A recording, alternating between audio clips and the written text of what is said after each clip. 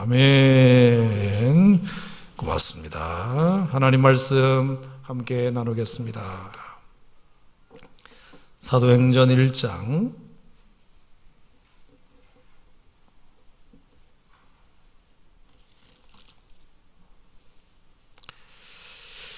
오늘은 사도행전 1장 12절부터 14절 석절입니다.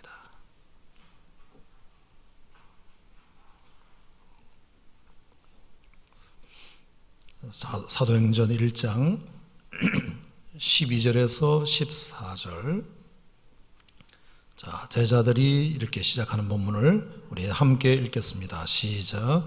제자들이 감람원이라 하는 산으로부터 예루살렘에 돌아오니 이 산은 예루살렘에서 가까워 안식일에 가기 알맞은 길이라. 들어가 그들이 유하는 다락방으로 올라가니 베드로, 요한, 야고보, 안드레와 빌립, 도마와 바돌로메, 마테와 및 알페오의 아들 야고보, 셀로딘 시몬, 야고보의 아들 유다가 다 거기 있어 여자들과 예수의 어머니 마리아와 예수의 아우들과 더불어 마음을 같이하여 오로지 기도에 힘쓰더라. 아멘. 오늘 이 계시의 말씀을 통해서 성령이 교회들에게 하시는 말씀을 들으시기를 축복합니다.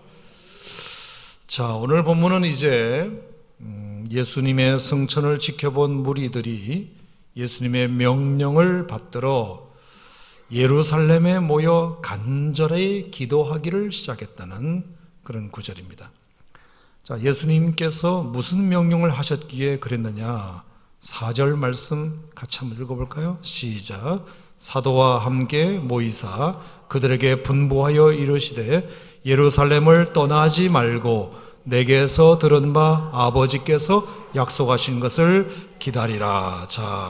예루살렘을 떠나지 말고 흩어지지 말고 모여서 아버지께서 약속하신 그 성령을 너희들이 기다려라.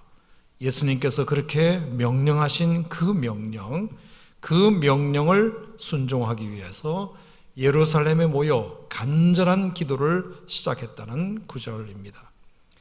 그래서 마침내 약속하신 성령을 그들은 기도로 받게 됩니다. 그러므로서 사도행전 1장 8절에 나오는 성령의 약속들, 그것을 예루살렘을 넘어 유대와 사마리아와 땅끝까지 이르러 정인된 사명을 감당하는 그 약속과 명령을 그들은 이제 수행하게 됩니다. 성령을 받으라. 하나님께서, 예수님께서 제자들에게 말씀하신 그 명령을 붙들고 예루살렘을 떠나지 않고 성령 받기를, 오직 성령 받기를 위하여 그들은 이제 간절히 기도하게 됩니다. 언제까지? 오순절 날까지 약 열흘 동안 간절히 마가다락방에 모여서 120명의 성도들이 함께 성령의 부으심을 갈구하는 기도를 하나님 앞에 올려드리게 됩니다. 여러분, 왜 예수님께서는 당신이 부활 승천하시면서 성령을 받으라고, 절대로 흩어지지 말고 예루살렘에 모여서 성령 받기를 구하라고 그렇게 예수님은 명령하셨을까요? 그것은 결국 우리의 능력이라고 하는 것이 다른 데 있는 것이 아니라 성령의 부으심으로 말미암아 우리가 그 능력을 힘입을 때 그 어떤 고난도, 역경도, 유혹도 이길 수 있게 되문인 줄 믿으시기 바랍니다. 여러분, 결국 우리 예수 믿는 사람들에게 절대 유일한 능력이 있다면 성령의 능력을 힘입는 것입니다. 성령의 부으심을 힘입는 것입니다. 성령의 능력을 의지하는 것입니다. 그것 외에는 그 무엇도 우리에게 힘을 주는 것은 아무것도 없습니다. 성령이 임하시면 너희가 권능을 받게 될 것이고 예루살렘과 유다와 사마리아와 땅끝까지 이르러 목숨을 내놓고 증인된 삶을 살 수 있을 것이다. 여러분, 왜 예수님께서 이런 이야기를 계속해서 강조하시고 유일하게 부탁하셨을까요? 성령이 역사하지 못하고 악한 영이 역사하면, 그것의 지배를 받으면 우리 인생은 완전히 망가지기 때문이고, 망가진 것도 모르고 망가지는 것 때문입니다. 여러분, 아나니아와 삽비라 이야기를 우리가 조금 있다가 다시 보게 되겠지만, 그 아나니아와 삽비라가 사도행전 5장에서 땅값 얼마를 감추고 베드로 사도를 속임으로 말미암아 그 부부가 졸지에 목숨을 잃게 되는 안타까운 일이 초대교회에 일어나게 됩니다. 그들이 성령의 지배를 받았다면 절대로 그런 일이 없었을 텐데, 악한 영의 지배를 받았기 때문에 그런 일이 일어난 것 아니겠습니까? 가룟 유다 역시 마찬가지입니다. 그 똑똑한 머리를 가지고 예수님의 제자가 된 것은 영광스러운 일인데도 불구하고 그가 악한 영의 지배를 받았기 때문에 예수님으로부터 3년 동안이나 제자로 훈련을 받았음에도 불구하고 결국 그의 말미는 좋지 않았습니다. 여러분, 누구한테서 배우느냐도 참 중요합니다. 좋은 학생이 되려면 좋은 스승 밑에서 배우는 것은 중요한 것은 사실입니다만, 아무리 스승이 좋아도 악한 제자가 나올 수밖에 없는 것이 현실입니다. 왜? 예수님보다 더 좋은 선생님이 세상에 어디 있었습니까?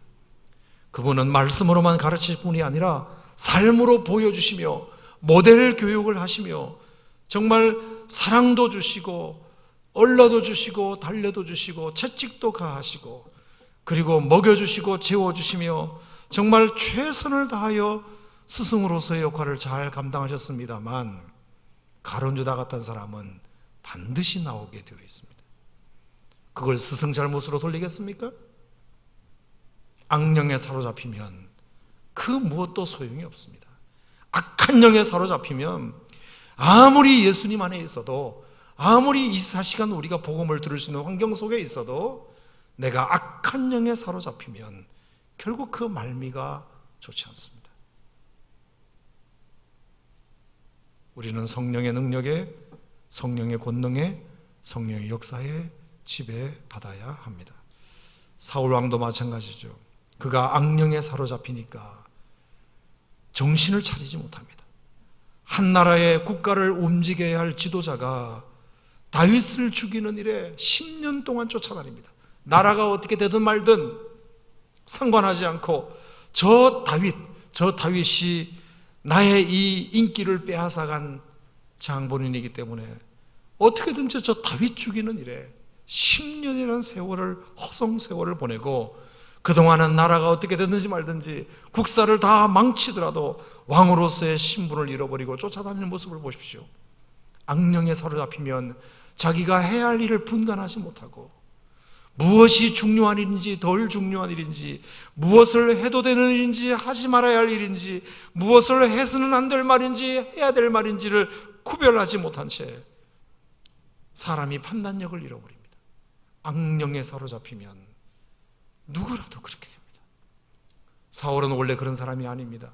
하나님께서 정말 이스라엘 초대 왕으로 세우실 만큼 그는 정말 똑똑하고 지혜롭고 총명 있고 싸움 잘하는 훌륭한 장수였습니다.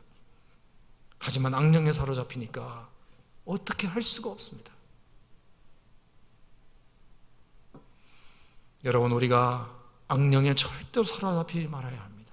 귀신 들리지 말아야 합니다. 성령의 부으심이 우리의 능력이 되어야 할 줄로 믿습니다. 악한 영에 사로잡히만 않으면 되느냐? 그것도 정답은 아닙니다. 내 안에 내 생각에 사로잡혀도 안 됩니다.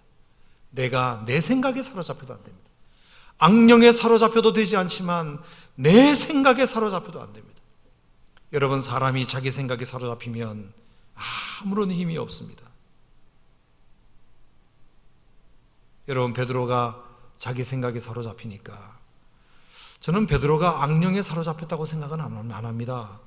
근데 자기 생각에 사로잡히면 두려움이 자신을 엄습합니다. 그래서 한 비자가 그 모닥불을 쬐고 있는 가운데서 당신도 저 예수와 한 패가 아니냐 했을 때 두려움에 사로잡혀가지고 정말 제자로서 할 짓을 해야 하지 말아야 할 짓을 하게 됩니다. 예수님을 3번씩이나 부인하게 되죠. 예수님께서는 한때 베드로를 물 위로 걷게 하신 사건도 있었습니다. 그가 예수님의 영으로 충만했을 때에는 바다가 보이지 않았습니다. 물 위를 걷는 최초의 사람이 되었습니다. 하지만 넘실대어지는 그 파도를 눈에 보는 순간 갑자기 두려움에 사로잡혀서 물 위를 걷다가도 빠지게 됩니다. 여러분 안에 여러분의 생각이 사로잡히면 두려움의 영이 임합니다. 두려움의 영이 임합니다. 가룟 유다가 똑똑했지만 엉뚱한 생각이 그의 마음속에 들어왔습니다. 야고보와 요한이 충성된 제자였지만 마지막에는 서로 자리 다툼을 하며 누가 오른편에 앉을 것인가, 누가 왼편에 앉을 것인가. 예수님께서 십자가를 지셔야 될 며칠을 앞두고 자리 다툼이나 하는 이런 일이 일어나게 됩니다. 내 안에 내 생각이 사로잡혀도 정신을 차리지 못하고 무엇을 해야 할지, 무엇을 하지 말아야 할지 구분하지 못합니다. 하지만 성령에 사로잡히면 주께서 우리가 생각한 것 그 이상으로 하나님께서 우리 안에 능력을 경험하게 하시는데, 할렐루야. 베드로와 요한이 성전 미문에 앉아있는 안전뱅이에게 돈을 줄 수도 있었지만 베드로와 요한이 성령이 충만하여 그에게 돈을 주는 것은 일시적인 것이지만 예수의 이름을 주는 것은 그를 영원히 치료하는 능력이라고 믿고 나사렛 예수 그리스도의 이름으로 명하노니 일어나 걸어라 했을 때 걷기도 하며 뛰기도 하며 하나님을 찬양하게 됩니다. 베드로와 요한이 학문 없는 범인이었으나 그들을 모함하고 그리고 신문하는 그 유대인들 앞에서 하나님 앞에서 너희 말 듣는 것이 하나님 말씀 듣는 것보다 옳은가 판단하라. 다른 이로서는 구원받을 만한 이름을 우리에게 주신 일이 없으니, 그러면서 담대하게 그의 믿음을 증명하는 삶을 살게 됩니다. 날마다 성전에 있든지 없든지 예수를 그리스도라 전하는 일에 목숨을 내놓습니다. 스데반 집사님도 마찬가지입니다. 성령이 충만하니까 자기를 향하여 돌 던지는 사람들 앞에서도 마음이 평안하여 하늘을 우러러 하나님 보좌 우편에 서 계신 예수님을 볼 수 있는가 하면 그들에게 돌을 던지는 저들을 향하여 오히려 저들의 죄를 용서해 달라고 기도하는 모습이 자기 안에서 나왔습니까? 성령께서 주시는 은혜와 능력 덕분인 줄 믿습니다. 여러분, 왜 예수님께서 예루살렘을 떠나지 말고 성령을 기다리라고 말씀하셨을까요? 성령 받을 것을 사모하며 기도하라고 말씀하셨을까요?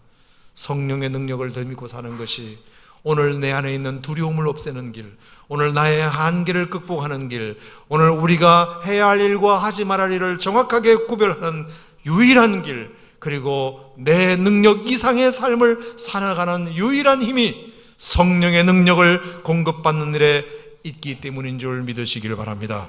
우리 예수 믿는 사람은 다른 힘 가지고 살아서는 안 됩니다. 성령의 능력을 힘입고 살아야 하는 줄 믿으시기를 주의 이름으로 축원합니다. 그래서 성령을 기다리러 가신 예수님의 유일한 명령의 이유도 여기에 있습니다. 그것이 가장 좋은 선물이기 때문입니다. 자, 그렇다면 그 성령의 능력을 받기 위하여 예수님은 무엇을 하라고 제자들에게 말씀하셨을까요? 자, 오늘 본문 말씀에 그들은 성령의 능력을 받기 위하여 무엇을 했을까요? 자, 14절 말씀 다 같이 한번 더 읽겠습니다. 시작. 여자들과 예수의 어머니 마리아와 예수의 아우들과 더불어 마음을 같이하여 오로지 기도에 힘쓰더라. 아멘. 예수님께서 하신 그 명령을 수행하기 위하여, 그들이 성령 받기 위하여 그들이 했던 딱 한 가지 행동은 마음을 같이하여 오로지 기도에 힘쓰는 것이었습니다. 그래서 120명의 성도들이 마가다락방에 모여서 그때부터 오순절 날까지, 성령이 부어지는 그날까지 열흘 동안 작정 기도회를 시작하고 주님 앞에 간절히 매달리며 오로지 성령을 부어주시기를 사모하며 기다리며 기도하는 일을 하게 됩니다. 마음을 같이하여 모두가 다 함께 모여 그 일을 감당하게 됩니다. 여러분, 오늘 참 본문에 보면 마음을 같이 했다는 말이 참 마음에 제가 와닿습니다. 왜냐? 오늘 13절과 14절에 나오는 예수님의 제자들의 이름과 그리고 14절에 나오는 여자들, 마리아, 예수의 동생들, 이런 사람들의 면면을 보면, 가만히 인간적으로 보면 그들은 마음을 같이 할 수 없는 사람들의 집단이라고도 볼 수 있기 때문입니다. 자, 솔직히 말해서 예수님의 제자들도 예수님이 당시에 살아계실 때에도 저들은 마음이 하나가 되지 못했습니다. 여러분, 뭘 보면 알 수 있죠? 출신 성분이, 어떤 사람은 어부 출신, 어떤 사람은 세리, 어떤 사람은 열심당, 어떤 사람은 회계사. 일단 출신 성분이 다 다릅니다. 그리고 사상도 많이 다릅니다. 특히 마테오와 셀로딘 시몬은 정반대의 사상을 가지고 있는 사람입니다. 마테는 세리장입니다. 그래서 로마를 등에 업고 유대인들의 등을 쳐먹는, 정말 유대인들의 그 피를 빨아먹는 세리장입니다. 그래서 유대인들의 적과 같은 사람입니다. 유대인에게 원수와 같은 사람이 마테입니다. 근데 셀로딘 시몬은 누구입니까? 셀로딘이라는 말은 열심당입니다. 열심당. 그들은 오래전부터 유대주의자로서 그 로마에 대항하여 유대인들이 폭동을 일으켜서라도 로마에 대항하여 독립을 쟁취해야 된다는 아주 그 사상적으로 투철한, 그 독립정신이 투철한 사람 출신이 바로 시몬이라는 사람입니다. 한 사람은 예수님의 제자이지만 그는 로마를 등에 업고 유대인을 배반한 사람이고, 또 한 사람은 유대인의 친구와 같이 로마를 등지고 유대인들을 등에 업고 독립을 쟁취하기 위한 독립투사였습니다. 서로 마테와 시몬은 사상이 다른 사람들입니다. 하나가 될 수 없는 사람들입니다. 여러분, 12명이 아니라 120명도 1200명이 모여 있어야 돼요. 한 몇 사람이 사상이 달라가지고 싸우는 걸 보면 전체에 영향을 줍니다. 저는 목회를 오래 해봤기 때문에 수도 없이 그런 것들을 많이 경험했습니다. 1000명의 성도가 있다면 990명은 아무 문제가 없어도 10명이 두 표로 나눠가지고 5명이 싸우면 나머지 990명의 영향을 받습니다. 5명이 아니라 한두 명만 서로 치고받고 싸워도 나머지 990명이 영향을 받아요. 12명의 제자들 가운데 전혀 다른 성격과 사상을 가진 마테오와 시몬이 자신의 정치적인 사상을 놓고 대립각을 세웠을 때 그들이 하나 되는 일은 참으로 쉽지 않았을 것이라고 생각합니다. 뿐만 아니라 야고보와 요한은 우리의 아들이라는 별명을 가진 사람들입니다. 얼마나 성질이 더러웠는지 모릅니다. 얼마나 성격이 불같았는지 모릅니다. 그래서 예수님께서 어느 지방에 가서 복음을 전하는데 사람들이 그 복음을 받아들이지 않으니까 예수님께 그런 말을 했습니다. 아무리 예수님께서 이렇게 열심히 전하는데도 저들이 말을 들어먹지 않으니 예수님 명하셔서 이 성을 그냥 불로 그냥 확 질러버립시다. 그럴 정도로 야고보와 요한은 굉장히 성격이 우리의 아들과 같은, 천둥 같은 그런 성격을 가진 사람입니다. 하지만 안드레 같은 사람은 굉장히 조용하고 온순한 사람이었습니다. 또 야고보와 요한은 어느 날 어머니가 와가지고 예수님에게 그렇게 청탁을 합니다. 당신의 나라가 세워지면 내 아들 야고보 요한을 하나는 오른편에 하나는 왼편에 앉혀달라고 이야기를 합니다. 그러면 다른 제자들이 그 얘기를 들을 때 맞아요 어머니, 야고보와 요한은 정말 우리 중에서도 훌륭한 제자니까 충분히 예수님께서 어떤 나라를 세우실 때 야고보와 요한이 예수님 오른편과 좌편을 지켜도 충분한 자격을 가졌어요 라고 제자들이 말한 것이 아니라, 그 얘기를 듣자마자 나머지 제자들이 그때부터 견제하기 시작하는데 얼마나 싫어했는지 모릅니다. 여러분, 12명밖에 안 되는 그 예수님의 제자들의 그 역학관계가 하나가 될 수 없는 사람들입니다. 다 사상도 다르고 출신 성분 다르고 자기 생각도 다 다르고 자기 욕심도 다 다른 사람들입니다. 근데 모여서 예수님이 계실 때도 그렇게 하나가 되지 못하던 사람들, 그리고 예수님이 십자가에 달려 돌아가실 때는 다 뿔뿔이 흩어졌던 사람들, 그런 사람들이 모여서 마음을 같이 하여 오로지 기도에 힘쓴다는 것은 쉬운 게 아닙니다. 거기다가 여자들도 섞였다고 했습니다. 여러분, 죄송한 표현이지만 여러분, 예수님께서 살아계실 때 이런 집회는 한 번도 해본 적이 없습니다. 12제자들과 여자들이 한 방에 모여가지고 같이 기도회를 한다. 있을 수가 없는 일이에요. 있을 수가 없는 일입니다. 왜 우리나라도 남녀 7세 부동석까지는 아니었을지라도 교회가 초기 선교사들에 의해서 우리나라가 처음에 교회가 시작되었을 때 왜 기역자 교회라는 것이 있잖아요. 기역자 교회. 그래서 기역자의 모퉁이에 여기에 목사님이 서 계시고 이쪽에는 남자들이 앉고 이쪽에는 여자들이 앉아서 서로 출입문도 다르고 남녀가 예배드리는 같은 공간에 있지만 서로 얼굴을 못 보게 하지 않습니까? 같이 남녀가 모여서 기도회를 한다. 그 당시는 있을 수도 없는 일이었습니다. 있을 수도 없는 일. 자, 거기다가 예수님의 어머니 마리아와 예수의 동생들까지 들어와 있었습니다. 여러분, 예수님의 동생들과 예수님의 제자들은 사이가 좋을래야 좋을 수가 없었습니다. 언제나 예수님의 동생들은 자기 형 예수를 욕했을 뿐만 아니라 그 예수의 형을 따라다니는 그 제자들을 아주 바보스럽게 생각했습니다. 못마땅하게 생각했습니다. 어쩌면 저렇게 모자란 사람들이냐. 우리의 형이 무슨 메시아라고 우리 형을 저렇게 졸졸졸 따라다니면서 스승님으로 모시고 있다는 것이 예수의 동생으로서는 도저히 이해할 수가 없었습니다. 예수님의 동생들은 예수님을 믿지 않았던 사람들입니다. 한 번도 가족같이 가족과 제자들이 모여서 예수님의 운명을 걱정해 본 일도 없고 그들이 모여서 함께 집회를 한다는 것은 상상도 못할 일이었습니다.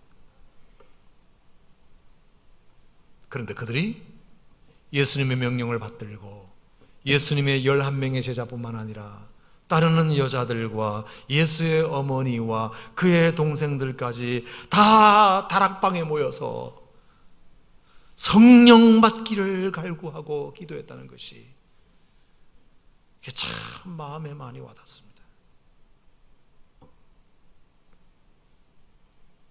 여러분, 결론적으로 말씀드린다면 그것은 정말 잘된 일인 줄로 믿으시기 바랍니다.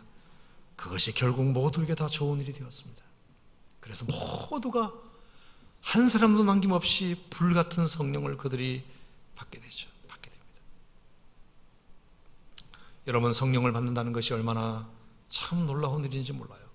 마음을 같이하여 기도하여 성령을 갈구하면 주께서 기도하는 자에게 성령을 부어주실 뿐만 아니라 그 성령의 능력의 나타남으로 말미암아 하나님께서 저들을 놀랍게 변화시키는 모습, 그것은 2000년 전 예루살렘에만 있었던 일이 아니라 오늘 우리들에게도 동일하게 역사될 줄로 믿습니다.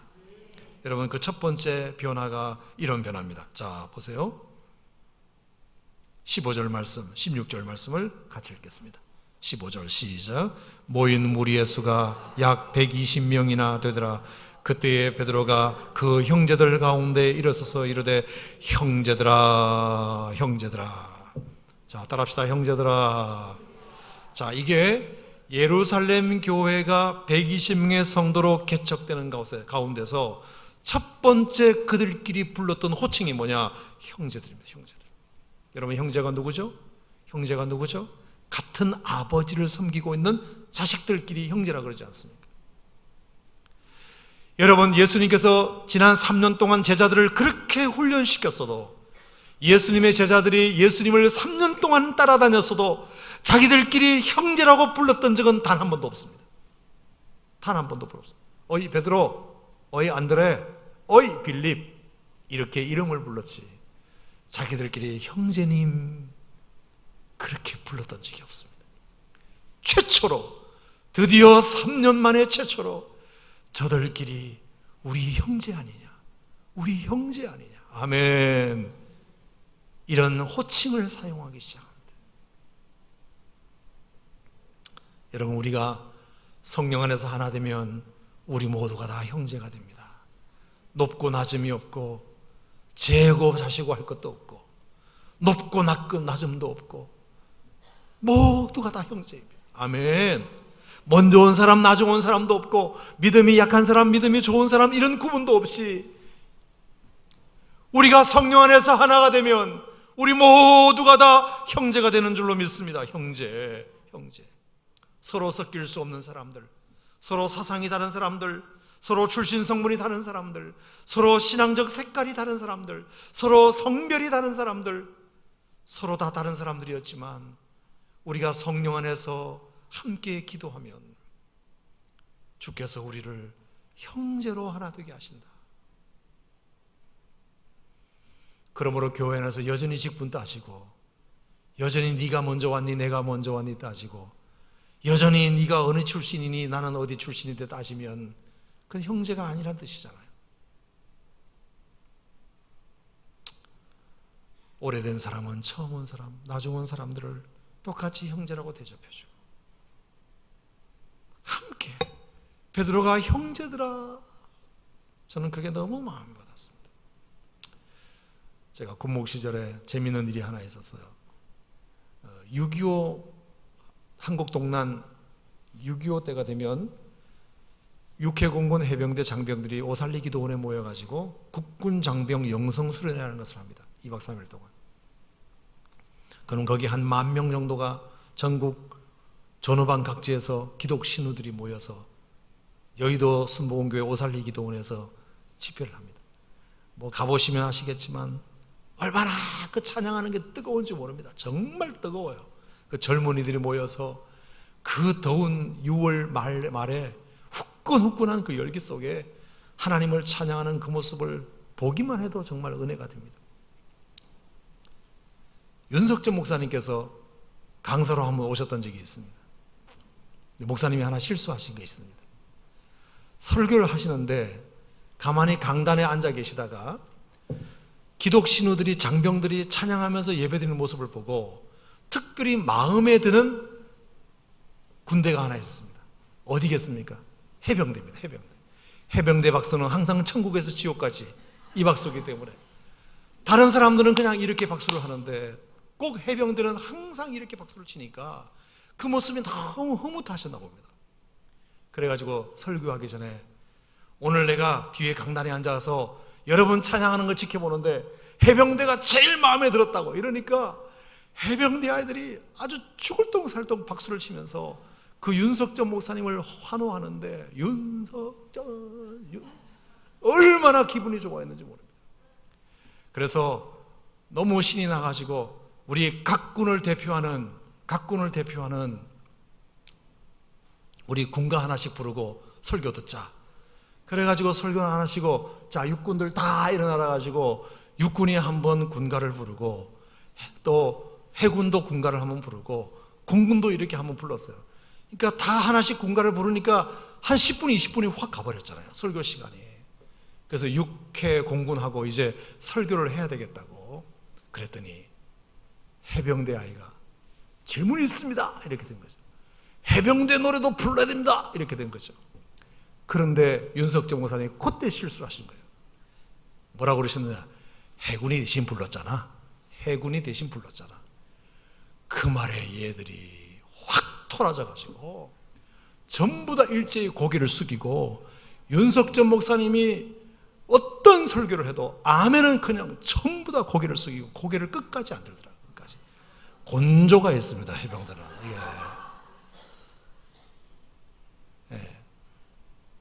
기분 나쁘게 했다는 거예요. 자기들 아무리 목사님이라도 날 기분 나쁘게 했으니까 아멘이고 뭐고 필요 없다. 그래서 앞에 있던 어떤 해병대 선임이 딱 고개를 숙이고 이러니까 뒤에 있는 애들이 자동으로 다 해가지고 그 집회가 아주 썰렁했습니다. 분위기가.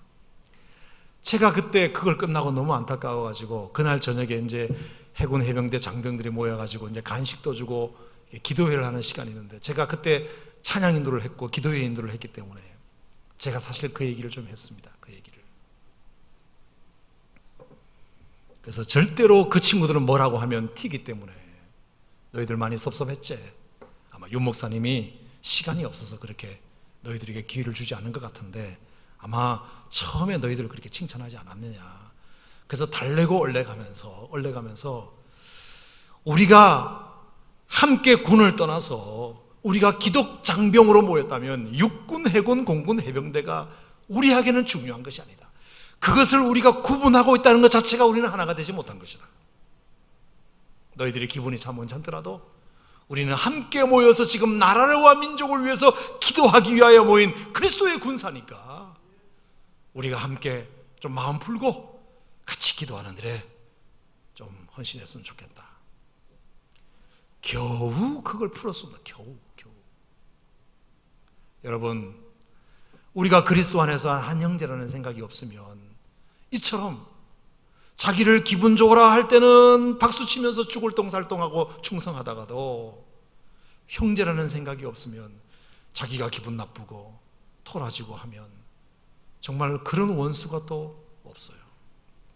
예수님께서 살아계실 때에 그 12명의 제자들밖에 되지 않았지만 얼마나 거기에 역학관계가 서로 견제하고 서로 누가 위냐 누가 아래냐, 누가 먼저냐 누가 나중이냐, 누가 예수님의 제자가 먼저 됐냐, 너는 동기가 몇 기냐, 이런 것을 얼마나 따졌는지 모릅니다. 성령의 은혜를 경험하지 못하니까, 성령의 능력을 힘입지 못하니까 여전히 그 사이에도 아주 분파가 생기고 어려워지고. 제가 솔로몬 아일랜드라는 배를 타고 갔어요. 솔로몬 아일랜드가 어디냐면 파푸아 뉴기니 밑에 있는 나라입니다. 조그만 나라예요. 호주 위에 있는 나라입니다. 군함을 타고 갔을 때 거기에 한국 사람들이 한 50명 정도 삽니다. 이건산업이라고 옛날에 그 보르네오 가구 그 가구의 그 나무를 그 솔로몬 아일랜드에서 배워오거든요. 거기 한 30명에서 50명 정도가 있었어요. 얼마나 큰 이국 땅에서 한국 사람들이 30명, 50명밖에 안 되니까 얼마나 서로 사랑하면서 지내야 되겠어요. 가보니까 거의 다 교회 다녀요. 거의 교회 안 다니는 사람이 없어요. 그런데 딱 며칠을 있어 보니까 두 파로 딱 나눠져 있다는 사실을 우리가 3박 4일 만에 금방 알게 되었어요. 금방. 서로 이권 때문에 30명, 50명밖에 안 되는 그 이국 땅에서 한국 사람들이 함께 모였는데도 예수 믿는 사람들조차도 정확하게 갈려져서 이쪽 편은 이 교회를 다니고 저쪽 편은 저 교회를 다니는, 너무 마음이 안 좋았습니다. 예수님을 오래 믿어도 성령을 받지 못하면 이렇게 따질 것 다 따지고 우열을 가리고 서열을 가리고 출신 성분을 가리고 먼저 왔니 나중 왔니를 가리는 이런 일이 한국 교회도 있을 수 있잖아요. 오늘 베드로가 하는 얘기를 들으세요. 형제들아, 아멘. 형제들아, 우리가 형제가 아니냐, 형제. 이 말이 얼마나 중요한지 몰라요. 또 하나 우리가 성령을 경험해야 되는 이유는 우리에게 두려움이 사라지기 때문입니다. 두려움. 자, 12절 말씀을 같이 한번 읽어볼까요? 12절 시작. 제자들이 감람원이라 하는 산으로부터 예루살렘에 돌아오니 이 산은 예루살렘에서 가까워 안식일에 가기 알맞은 길이라. 자, 예수님께서 승천하신 동산이 어디냐면 감람원이라는 산이에요. 감람산. 자, 그런데 예수님께서 예루살렘에 가서 성령이 오기를 기다리라고 말씀하신 그 분부를 따라 그들은 예루살렘으로 돌아오게 됩니다. 비록 가까운 거리긴 했지만 여러분, 예루살렘으로 돌아온다는 것은 저들에게 굉장히 큰 결단입니다. 왜 그럴까요? 아직도 예루살렘에 있는 모든 시민들이 예수님을 십자가에 못 박은 지 40일이 지나지 않았습니다. 40일 정도 지났습니다. 아직도 예루살렘에는 예수님을 못 박은 무리들이 훨씬 많이 남아 있습니다. 유대계 주도자들이 남아 있습니다. 예루살렘 땅은 예수 믿는 사람들이 가기 좋은 땅이 아닙니다. 예루살렘은 사람들이 예수님을 십자가에 못 박은 장본인들입니다. 그런데 그 제자들이 예루살렘으로 돌아온다는 것은 적진으로 온다는 뜻입니다. 적진으로. 제자들을 좋아하지 않는 사람들이 많이 있었던 곳이었습니다. 하지만 그들이 예수님의 명령을 덧입기 위하여 그들은 예루살렘으로 돌아옵니다. 예루살렘으로 돌아옵니다. 여러분, 정말 우리에게 필요한 것이 뭐냐? 우리가 성령을 경험하는 가운데 우리에게 필요한 것은 성령을 경험하면 우리 모두를 다 서로 하나 되게 묶을 뿐만 아니라 성령을 경험하는 자에게 주시는 또 하나의 은혜가 두려움을 없애주는 것, 두려움을 사라지게 만드는. 아멘. 저는 이것이 하나님께서 우리에게 주시는 또 다른 은혜라고 저는 생각합니다. 사무엘상 7장에 보면 이스라엘의 블레셋이 침공했습니다. 그래서 사무엘 선지자가 미스바로 모여서 구국 기도회를 하자고 선언을 했습니다. 그리고 하나님 앞에 간절히 그들이 기도하기 시작합니다. 사무엘 선지자가 모여서 그들에게 금식하고 거기서 우리가 하나님 앞에 회개하고 하나님 앞에 기도하자고 했습니다. 그랬더니 사무엘상 7장 7절에 보면 이스라엘 자손이 미스바에 다 모였다 함을 블레셋 사람들이 듣고 그들의 방백들이 이스라엘을 치러 올라왔다고 되어 있습니다. 사람들이 기도하기 위하여 모여 있으니까 블레셋 사람들이 잘 됐다, 우리가 이렇게 흩어져서 있는 게 아니라 저들이 모여 있으니 한 방에 치기 좋게 생겼구나. 그래서 그들이 이스라엘을 치러 올라오게 됩니다. 그때 이스라엘 자손들이 사무엘 선지자와 쉬지 말고 부르짖어 우리를 사람들의 손에서 구원하시게 하소서 하면서 그들이 더욱더 간절하게 하나님 앞에 매달리게 됩니다. 여러분, 두려움을 물리칠 수 있는 유일한 길은 하나님 앞에 하나 되어 기도하는 것밖에 없습니다. 하나 되어 하나님 앞에 기도하면 하나님께서 우리 가운데 두려움도 물리쳐 주실 줄로 믿습니다. 혼자 하면 지쳐서 못합니다. 혼자 하면 두려워서 못합니다. 하지만 함께 기도하면 두려움도 사라집니다. 그리고 우리의 문제도 해결될 수 있습니다.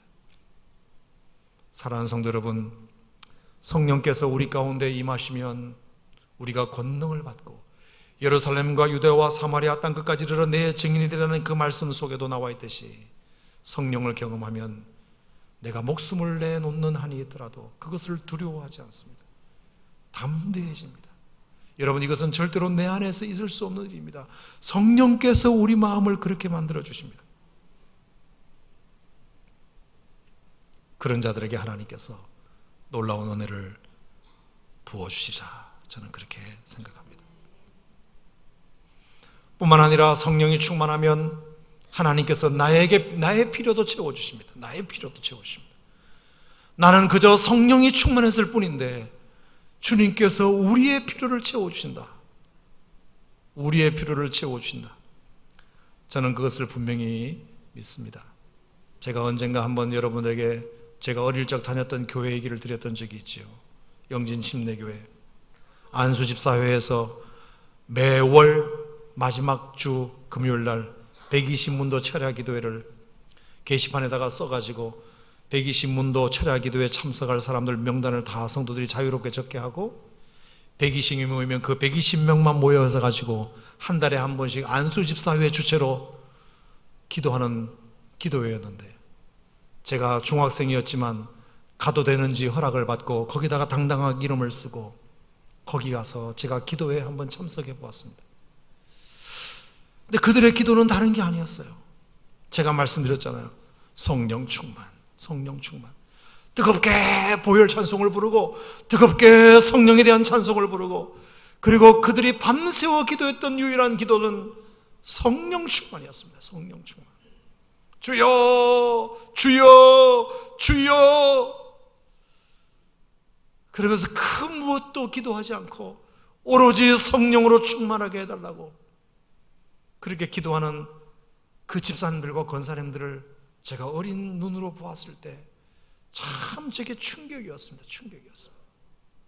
그때는 제가 성령 충만이 뭔지도 몰랐습니다. 무엇이 성령 충만인지도 몰랐습니다. 앞에서 인도하시는 안수집사회 회장님의 인도를 따라서 그냥 저는 같이 따라갔을 뿐입니다.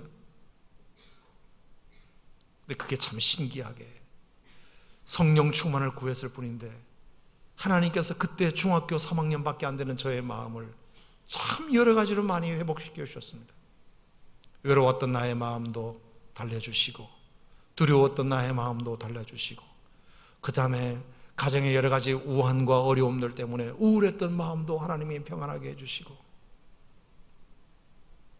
고등학교 연합고사를 앞두고 공부를 많이 해야 되는 그때 하나님께서 공부를 잘할 수 있는 지혜도 허락하여 주시고 등등의 제 나름의 필요한 것들을 하나님께서 그 기도회를 통해서 채우셨다고 저는 생각합니다.